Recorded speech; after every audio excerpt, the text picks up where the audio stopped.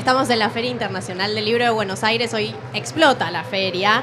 Y tenemos como invitada a Victoria Donda, bienvenida, muchas gracias por estar en el stand de Leamos y Baja Libros. Muchas gracias. Te invitamos porque, además de ser autora de un primer libro, Mi nombre es Victoria, también publicaste otro libro, Cuando el amor vence al odio. En la presentación de ese libro, hace pocos días, dijiste que siempre hay que recordar de dónde uno viene. ¿Cómo es ese lugar del que venís? A veces es fácil olvidarnos de dónde venimos porque la vorágine de la vida, porque la imprevisibilidad del mañana, porque porque la vida diaria va transcurriendo permanentemente. Pero siempre el recordar, el volver a los orígenes, ayuda a que entendamos hacia dónde vamos. Yo fui criada en el conurbano bonaerense, fui criada entre calles de tierra que se volvían de barro cuando llovía. Y entonces recordar siempre el de dónde vengo con los agridulces que tiene la vida permanentemente, hace que uno entienda cuál es el rol en ese momento, ¿no? A qué sectores querés representar. En este libro haces un recorrido muy profundo sobre tu vida y los momentos y los hitos más importantes. Recordemos que sos hija de desaparecidos, también cómo fue la apropiación, cómo es militar los derechos humanos, cómo todo eso construye, digamos, desde tu historia en minúscula, la gran historia, o la historia en mayúscula. La historia de nuestro país está construida por la historia de cada uno de nosotros y nosotras. Quienes nacimos en centros clandestinos de detención y recuperamos nuestra identidad, lo que podemos mostrar es lo valioso que tiene que ver con la recuperación de la identidad biológica. Esto que llamamos sociedad es como un rompecabezas que está construido con pedacitos de cada uno. Yo recién venía unas niñas que me hacían recordar a mi niña, que no me acompañó ahora porque está enferma, pero en un momento me invitaron a la escuela de ellas, ella ahora tiene 8, cuando tenía 6 años, para que le explique qué era ser una niña o una nieta restituida. Y no se me ocurrió otra forma que hacerlo que no sea mostrarle a los chicos la película de Rapunzel. Y creo que tiene que ver con eso, ¿no? Cómo vos podés, desde tu historia chica, mostrar la importancia de construir una identidad colectiva más grande. Y no hay forma de construir una identidad colectiva si no es sobre la verdad, ¿no? Por eso me parecía importante que desde chicos, desde chicas, aprendamos que nuestra historia, la historia de nuestro país, se forma de todos esos pedacitos de cada uno de nosotros. No hay historias más importantes o menos importantes. Hay algunas que marcan determinados momentos sociales. Y esos momentos sociales también hay que mostrarlos porque nos muestran hacia dónde vamos, qué es lo que queremos o no queremos como sociedad. Recién hablabas de identidad y si hay uno de los conceptos que tiene tu libro es el de identidad, memoria, verdad. Dijiste recién, ¿cómo fue ese pasaje de no llamarte Victoria, de llamarte Analía, a realmente asumir llamarte Victoria? Fue contradictorio. Yo recién te hablaba de la película Rapunzel. Hay un momento en la película de Disney donde la princesa sale de la torre, pero ella todavía no sabe que es princesa, piensa que su madre es la bruja y está todo el tiempo pensando, hoy soy una mala hija, y de repente está recontenta porque pisa el pasto, uy, pero no, cuando llegue me van a retar, y de repente le gusta la libertad. Bueno, era un momento así, donde había momentos de mucha euforia, alegría, y momentos de mucha culpa y sentimiento de soledad. Y sí, la culpa atraviesa este proceso. ¿Por qué? ¿De qué sentías culpa? Sentía culpa de querer hacerme el ADN para poder encontrar a mi mamá y a mi papá y dejar a las personas que me habían criado en una situación jurídica, complicada, porque a través de ese ADN es la prueba principal para que las personas puedan ser condenadas por el delito de apropiación. sobre todo cuando no existía la ley de ADN obligatorio. Por eso para mí es tan importante que esa ley exista. Yo siento una mochila de culpa, tal vez, no sé, ¿viste esa culpa cristiana que nos enseñan, sobre todo a las mujeres, que tenemos culpa por todo?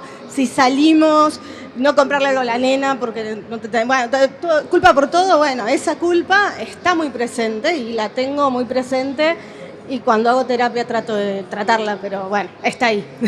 ¿Y qué pasa hoy? Digo, vos, como bien decías, tenés culpa y además declaraste en contra de tu... Contra mi apropiador. Exactamente. ¿Qué pasa con eso? ¿Lo perdonaste?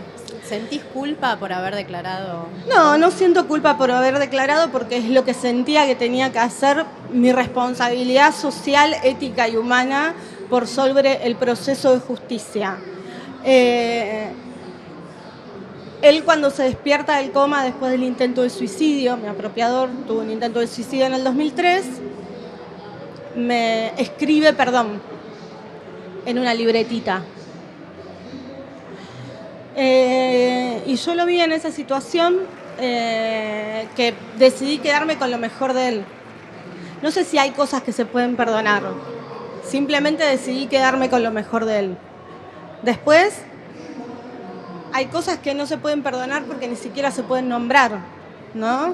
¿Cómo haces para decir que quien vos pensaste que era tu padre fue parte del proceso de represión que generó que tu mamá y tu papá de verdad estén desaparecidos? Es muy difícil ponerlo en palabras. Entonces prefiero quedarme con la mejor parte de él, pero saber también que lo puedo ir a ver porque me llamo Victoria y porque no siento vergüenza con los valores que que siempre quise defender y con los valores que representa hoy la justicia, que tiene que ver con los derechos humanos. Entonces, puedo mirar a la cara a mi hija y me puedo mirar en el espejo sin sentir vergüenza porque soy parte de ese proceso de justicia y lo puedo ir a ver porque elegí quedarme con la mejor parte de él.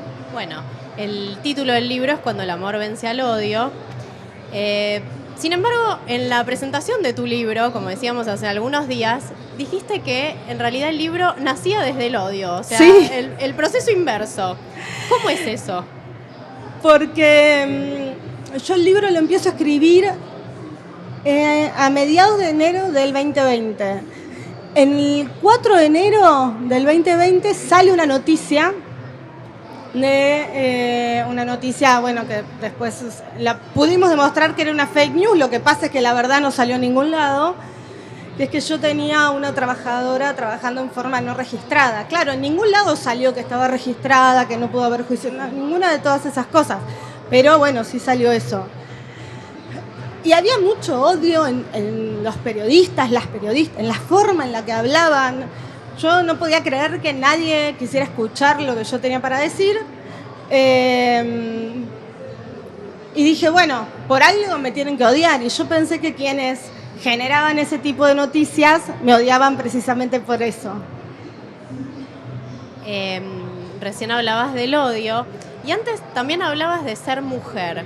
¿Crees que hay alguna cuestión con ser mujer hoy en política? Sí, claro. El odio y la misoginia están absolutamente emparentados. De hecho, la misoginia es el odio a las mujeres, pero no cualquier mujer. No, la misoginia sí es el odio a la mujer por ser mujer. Pero el odio a las mujeres en la política se exacerba sobre todo el odio a determinadas mujeres que representamos ciertos símbolos, ciertos valores, representamos y defendemos esos valores y esos símbolos. Si no estuviese defendiendo eso, no habría tanto odio. De hecho, hubo un momento de mi historia política donde me abrían las puertas de canales de televisión donde hoy me odian y pasaba y hablaba y decía por ahí lo mismo, pero era funcional a otro proyecto político. Entonces, como eso entraba bien, ahí no se notaba tanto el odio que despertaba. ¿Y cómo es ser madre en la política hoy? Ser madre... Ser madre como política y funcionaria pública. Es re pública. fácil, es sencillo. No. Mira, cada uno la maternidad la lleva como puede, de la mejor forma que puede, y me parece que no hay nada más complicado ni que te pone en un peor lugar que el juzgar a otras mujeres que intentan llevar adelante su maternidad. Porque precisamente siempre vas a hacer lo mejor que podés y lo que estás haciendo es lo que crees que es mejor. Yo cuando la tuve a mi hija decidí que mi hija iba a vivir lo que yo no pude vivir con mi mamá, que era ser parte de mi vida. Y mi vida es la vida de una mujer que además hace política y que es una militante política. Entonces mi hija desde muy bebé iba conmigo a las sesiones de la Cámara de Diputados, a las marchas, a las reuniones de comisión. Por supuesto, con su vida de niña iba al jardín maternal, después al jardín, ahora está en el primario. Tenía su rutina en casa, pero los momentos donde puede estar conmigo, yo trato que esté conmigo, porque quiero criarla yo, porque decidí tenerla y porque quiero que ella vea qué es lo que hace su mamá, qué es lo que está haciendo cuando no está con ella. En la presentación del libro también decías una frase muy contundente, muy fuerte, que de hecho fue titular, que necesitaron balas, ejércitos, tirar gente viva de aviones para poder callarnos y ni aún así lo lograron. ¿Cómo ves el movimiento más, digamos, de derecha, pero más extremos respecto de esta situación? ¿Crees que eso puede llegar a pasar en un futuro? Mira, los traslados mecánicos de determinados momentos históricos a otros nunca han resultado. Pero sí me parece que hay algunas cosas que uno puede trazar paralelos y verse identificado. Me pasó cuando Pablo Iglesias renuncia a hacer política, renuncia y se va del partido. En un momento del discurso, Pablo Iglesias dice: me cansé de ser la persona a la que critican en Twitter, que le inventan noticias, que me persiguen por todos lados. Estoy cansado de todo esto. Y yo lo que pensaba era que a veces uno se cansa, obvio, todas, cada tanto tenemos ganas de irnos a poner una huerta, no sé, algún emprendimiento de mermelada de frutilla, algo de eso. Y hay mucha gente que valientemente lo hace, pero bueno, hay otros que nos dedicamos a hacer otras cosas. Y me pareció como un paralelo esto: la derecha reaccionaria hoy tiene algunas herramientas y armas que dirigen contra otros sectores, con sectores populares. Esa derecha reaccionaria que antes usaba como armas la picana, el fusil, las botas y las fuerzas de seguridad, hoy tiene otras armas. Son los medios masivos de comunicación. Desde ahí se empiezan a expandir las noticias falsas y esas noticias a veces terminan en causas judiciales que muchas veces pueden terminar en condenas también falsas a determinados dirigentes políticas. Entonces lo que me dije cuando me llegó ese momento así de repensar qué era lo que quería hacer con mi vida y a qué vida le voy a ofrecer a mi hija, es si a mi mamá, para hacerla callar, necesitaron llevarla a la ESMA, torturarla, tenerla escondida durante 4 meses, subirla a un avión y tirarla viva, a mí les tiene que costar un poco más para hacerme callar que 3 tapas del diario y un montón de cajas bobas que repitan cualquier cosa por Twitter. Entonces, eso sí me parece que hay que mostrarlo, porque si no nos van empujando y sacando de la política. Y yo sé que hoy hay mucha gente que está enojada con la política y tienen razón, no con la política, con los políticos, con quienes hacemos política. Y mucha de esa gente tiene razón, porque hay una parte de la dirigencia política que renunció a hablar de la realidad porque tiene miedo a que alguien le pregunte qué tenemos que hacer para mejorar esta realidad en la que vivimos, donde abrís la heladera y no encontrás lo que querés, ¿no? Ahora, yo no renuncio a eso. Yo quiero seguir planteando que hay que distribuir la riqueza, que hay que modificar la matriz impositiva. Quiero poder plantear que no hay posibilidad de vivir en un país humano, justo y con lugar para todos, sin derechos humanos. Y los derechos humanos no son ni más ni menos que los pibes vayan a la escuela, que para eso tiene que haber escuelas públicas, que para eso esas escuelas públicas tienen que ser escuelas abiertas a todos y a todas. es poder hablar del sistema de salud, un sistema de salud que hace 2 años respondió bien ante una pandemia mundial y una situación muy difícil, y poder decir que para todo eso hace falta plata, y la plata la gastamos en un mal acuerdo con el Fondo Monetario, o la plata la invertimos en esa sociedad que necesita poder acceder a gozar de todos esos derechos. ¿Y cómo se sale? ¿Cómo se te ocurre que se puede salir de la situación en la que estamos? Me parece que hay 2 claves importantes desde lo económico que hay que discutir. Un lado, la economía bimonetaria en la cual estamos inmersos, donde vos tenés 5 pesos de más, vas y te compras dólares. No es un problema de la gente que ahorra esos 5 pesos, porque claro, con los niveles de inflación que tenés, es hasta lógico que eso pase. Pero en algún momento hay que empezar a desarmarlo, porque ese tipo de funcionamiento nos exige que tengamos más dólares de los que realmente entran, ¿no? Entonces eso genera también inflación y es un problema. El otro problema, y es fundamental, tiene que ver con la matriz productiva. Si nosotros no empezamos a destinar una parte de las ganancias que tenemos, de lo que exportamos, a ir construyendo una matriz productiva que incluya cada vez a más hombres y mujeres al proceso de producción y por lo tanto al trabajo, también vamos a seguir teniendo una parte grande de la población por fuera del sistema laboral. Y por otro lado, otra cosa que tenemos que repensar y que tiene que ver con los y las jóvenes, digo, a mí me angustia un montón pensar que hay pibes que lo único que tienen es una mochilita de Rappi y quieren votar a Milei. Digo, ¿por qué ese pibe arriesga su vida todos los días y y el enojo que tiene no le permite ver que lo que está haciendo es ponerse un arma en la cabeza, generando ese tipo de personajes en la política, construyendo ese tipo de personajes?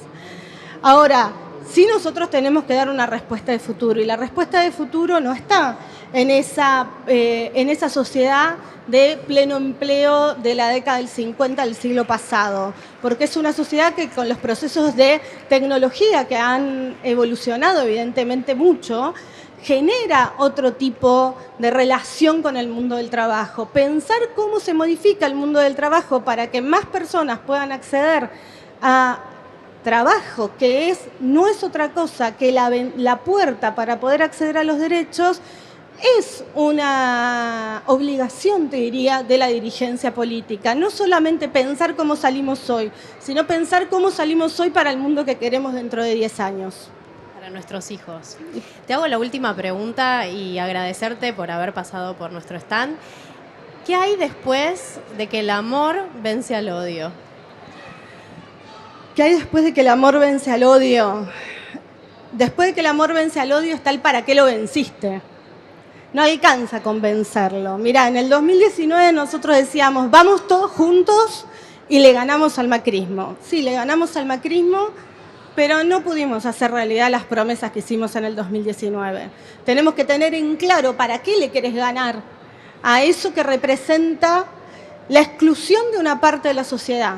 Bueno, yo le quiero ganar a eso para que más y más gente pueda incluirse en esta sociedad que es profundamente injusta, muy rica y profundamente injusta, porque la riqueza está distribuida de una forma profundamente injusta. Entonces, ¿para qué ganar? Me parece que es la pregunta. Y yo creo que hay que ganar para hacer lo que la política tiene que hacer. Y yo concibo la política como una herramienta para construir felicidad para nosotros y para nuestro pueblo. Porque si la política no te da felicidad, la política no sirve para nada, salvo para mejorar tu calidad de vida personal. No, me parece que el derecho a la felicidad es un derecho de los que los políticos poco hablamos y que es algo que hay que poder recuperar. Nada te va a hacer más feliz que vivir en libertad. ¿En libertad de qué? De elegir qué carrera querés seguir, de elegir a qué escuela podés ir, de poder elegir y tener posibilidad de elegir en qué lugar querés vivir, de poder elegir si vivir en esta provincia o vivir en alguna otra y poder construir un país más federal que nos permita también no solo estar en la Feria del Libro acá en la rural, en la ciudad de Buenos Aires, sino que estos eventos se multipliquen por todo el país y que nuestro país también tenga acceso a la cultura de forma igualitaria. Hay varias cosas para pensar, pero todo eso viene después de que el amor venza al odio. Con amor, construir una sociedad mejor. Victoria, te quiero agradecer mucho, quiero agradecer también a los que pasaron por nuestro stand. Estuvimos hablando con Victoria Donda de su último libro, Cuando el amor vence al odio, y sobre su historia personal, que es lo que también marca la gran historia. Muchas gracias por estar hoy con nosotros. Gracias.